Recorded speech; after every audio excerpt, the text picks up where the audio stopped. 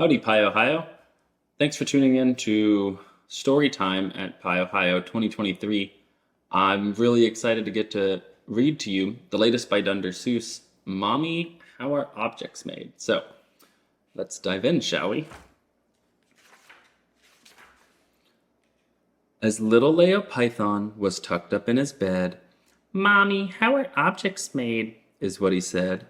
"Well," said his mommy, "that's not so easy to say. How would you answer that question on that day?" She thought for a moment on her answer the result and wanted to start with something about consenting adults, but nuance is often lost on the young, so that wasn't something that rolled off her tongue. "Well, first it takes a class," is what rolled off of it. "Oh, I know," said young Leo. "It's Dunder and it." "Yes, but," hissed his mother as her tongue flicked and twisted. "It participates, of course, but self already existed." "Oh, huh," said the snakelet. "I guess that's true. So who made the object all fresh and brand new?" "Hush," said Mamma, "and I'll tell it to you. That object was delivered by the classes Dunder knew. When a user wants a new object made just for them, the return value of Dunder new is what's given to him. A new ant, a new elephant, or even a new bagpipe, the return value doesn't have to be of that class's type. And if it isn't, it just goes back to the caller without a gripe. But if it is, then as the new fresh baby object cries, it becomes self and Dunder in it to be initialized." Leo then asked, "So Dunder new is kinda like a stork?" Mama answered, "Yes, I suppose that's true, my little dork." "But Mommy," Leo asked, as children do so often, ask endless questions to their parents until they reach the coffin.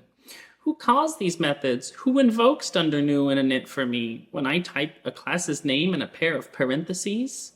Mommy Python sighed at Leo's endless quest for knowledge. But she answered, of course, because she wanted her babe to be smart for college. "Well, when you see parentheses, what does that mean, Mr. Question-It-All?"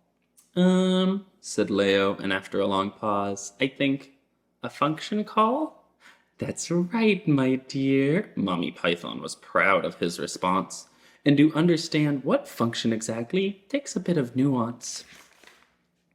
If something is to be callable, it defines a Dunder call. So that's the function that calls those methods, after all.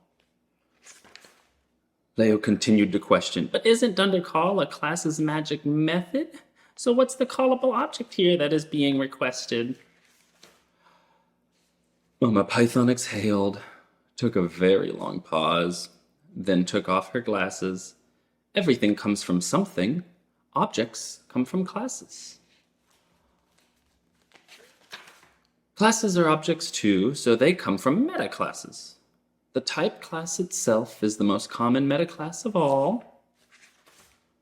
So the parentheses are handled by its Dunder call. To make an object the type has the wherewithal. When invoked, its first responsibility is calling Dunder new and choosing whether to return. The value is to Dunder init pass through. And finally, back to the caller, the value is returned to. "Oh, wow," said Leo as he yawned. His imagination started to swell. "But does that mean when my class's types instance was constructed, it did this dance as well?" "Well, yes, but also no. Please stop," was Mommy's response. The question soured her mood. Metaclasses' types can't really be changed, so that's where the type chain concludes.